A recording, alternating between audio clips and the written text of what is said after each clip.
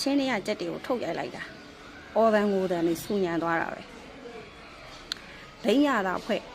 ချားဖက်ဖွဲ့အေးကောင်းဆောင်အောင်ထုံးမြတ်နိုင်ရပြောတယ်ကျွန်တော်တို့မှာဆန်ရှိရဲတဲ့ငါးရှိရဲအသိရွက်ရှိရဲဒါကြောင့်ကျွန်တော်တို့ပြည်နယ်ကိုကျွန်တော်တို့လဲပက်လို့ရတယ်အုပ်ချုပ်လို့ရတယ်အဲ့ဒီလိုအတွေးခေါ်တဲ့ကောင်ကလက်နက်ကင်အဖွဲ့ခေါင်းဆောင်ဆိုတော့ကို့မှာဆန်ရှိုံနဲ့ငါးရှိုံနဲ့အုပ်ချုပ်လို့ရတယ်ပြည်နယ်တစ်ခုတည်ထောင်လို့ရတယ်ဆိုတော့အကြမ်းဖက်အဖွဲ့ကိုတမတော်ကနေပြီးတော့ပညာနည်းနည်းလေးပြလိုက်တာခြံထဲကိုထည့်ပြီးတော့ချင်းခတ်ပေးလိုက်တာဘလို့ပညာပြလဲဆိုတော့အစားတောက်နဲ့စေဝါတင်တန်းကွယ်နှစ်ခုကိုပဲတေးကျက်ပေးလိုက်တာအော်တန်ငိုတန်လေးဆူညံသွားတယ်ပြီးကြတဲ့ကဆိုလို့ရှိရင်တန်တွဲမှာအေးအေးထဲထုတ်ထားတဲ့နေရာကိုတမတော်ကနေလေးချောင်းကနေပြခက်ရှင်းနေတယ်ပြီးဖက်တို့ဂျီဇက်တို့အချမ်းဖတ်အားပေးအကုန်လုံးငိုကြတယ်ခိုင်ဒုက္ခပါပြောလဲကလေးတငယ်တွေအသက်ကြီးရွယ်အိုတွေပါတေဆုံးသွားတဲ့အတွက်ဒါဟာတဲ့ဂျနီဗာကွန်ဗင်းရှင်းနဲ့မညီပါဘူးတဲ့ဒါဆိုရင်ဖေဖော်ဝါရီ10 ရက်နေ့တုန်းကကြောက်တော်မှာတမိသားစုဝင်တွေကိုမိခိုတွေအားလုံးကိုမြေကြောင်းတစ်လျှောက်မှာတက်ရောက်မှကြံလိုက်လံတုတ်တင်ရှင်းလင်းခဲ့ပါတယ်ဆိုတဲ့အေးရဲ့ထုတ်ပြန်ချက်ကဂျနီဗာကွန်ဗင်းရှင်းနဲ့အညီလား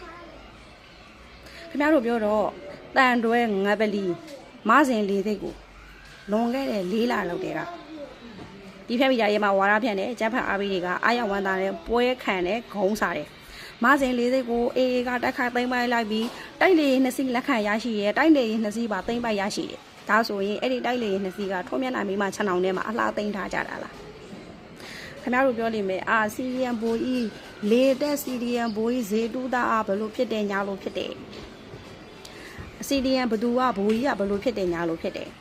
ခင်ဗျားတို့စီရီယန်ဘိုးကြီးတွေလေတက်ကစီရီယန်ဘိုးကြီးတွေကမမောင်းတက်ကြဘူးလားအဲ့ဒီမစင်လေးစိတ်မှာအေးအေးသိမ့်ပိုက်တယ်ဆိုတော့လေ2 စီးကအလှထည့်ထားတာလားအလားပြထားတာလားကြည့်ကြလေဒါမှမဟုတ်အေးအေးတစ်ဖွဲ့လုံးပေါင်းလို့လေရင်မောင်းတက်တဲ့ကောင်တစ်ကောင်မှမရှိရလားအေးအေးတစ်ဖွဲ့လုံးပေါင်းလို့အန်နူဂျီတစ်ဖွဲ့လုံးပေါင်းလို့လေရင်မောင်းတက်တဲ့ကောင်တစ်ကောင်မှမရှိဘူးဆိုတဲ့သဘောလားကျန်းဖတ်သမားတွေကခင်ဗျားတို့ရဲ့ဆန်ရှိပြီးစားလို့ရတယ်အသားငါရှိရင်စားလို့ရတယ်ဒီလိုထမင်းစားလို့ရရုံနဲ့ကိုယ့်ပြည်နယ်ကိုအုပ်ချုပ်လို့ရတယ်ဆိုတဲ့အတွေးခေါ်တဲ့နိုင်ငံတော်ကိုလက်နက်ကင်ပုတ်ကန်နေကြတာဖြစ်တယ်မင်္ဂလာပါထိုင်းမှာဖမ်းဆီးရမိတဲ့တရားမဝင်အလုပ်သားတွေကိုထိုင်းအစိုးရကမြန်မာပြည်ကိုပြန်ပြီးလွှဲပြောင်းပေးရတယ်လွန်ခဲ့တဲ့4 လလောက်တည်းကထိုင်းရဲ့ပြည်ထောင်စုဝင်ကြီးနဲ့ကျမတို့ပြည်ထောင်စုပေါ့နော်ကျမတို့မြန်မာနိုင်ငံရဲကျုံနဲ့နိုင်င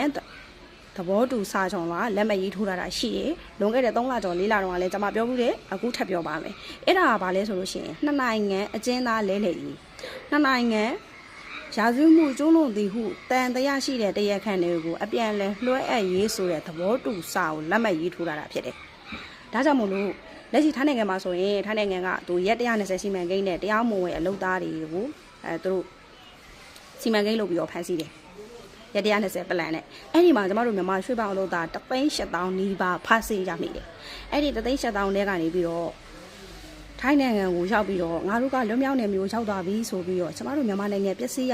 ကြောင်းကိုနီးမျိုးစုံကျဲဆောင်လှုပ်ဆောင်နေတဲ့အကြမ်းဖက်သမားတွေနဲ့အကြမ်းဖက်အားပေးတွေကိုထိုင်းအစိုးရကကျမတို့လက်ရှိ NASA ကအင်းဆောင်အစိုးရထံကိုပြန်လည်လွှဲအပ်တယ်လက်ရှိထိုင်းမှာဖမ်းဆီးရမိတဲ့တရားမဝင်အလုပ်သမားအများစုတည်မြန်မာနိုင်ငံမှာစစ်မှုထမ်းဥပဒေကြောင့်စစ်မှုမထမ်းကျင်လို့ထိုင်းကိုပြေးတယ်လို့များတယ်ဒီအကြောင်းအရာနဲ့ပတ်သက်လို့ကျွန်မရှေ့တုန်းကလည်းပြောခဲ့ဘူးတဲ့အခုလည်းထပ်ပြောမယ်ထိုင်းကနေဖမ်းမိတဲ့လူတင်တလကိုအနည်းဆုံးဟာလူ2000နီးပါးရှိတယ်တလ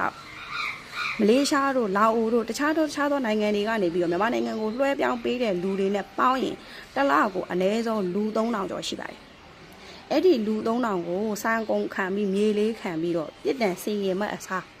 းစစ်မှုထမ်းဥပဒေကိုမထိုင်းကျင်လို့ထိုင်းကိုထွက်ပြေးပြီး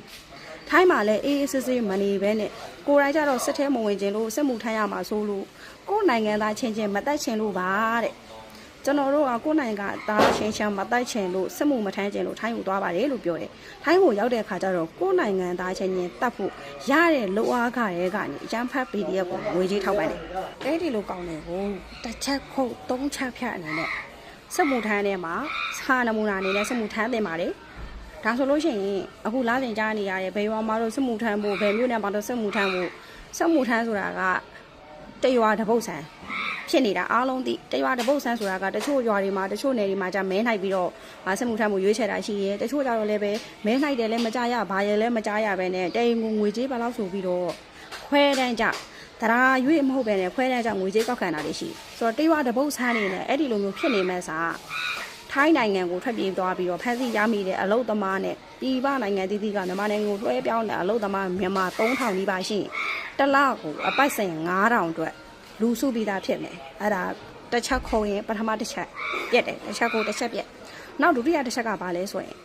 ကိုယ်နိုင်ငံမှာနိုင်ငံတော်ဝန်ထမ်းဆောင်ဖို့မျိုးချစ်စိတ်မရှိလို့ငါနိုင်ငံတော်ငါနိုင်ငံသားကိုကာကွယ်ဖို့တမိုင်းကနေလွှဲပြောင်းပေးရလာတဲ့တမိုင်းပေးတာဝန်ကိုထမ်းဆောင်ရမယ်ဆိုတဲ့အသိစိတ်ဓာတ်မရှိတဲ့ဟာတွေကို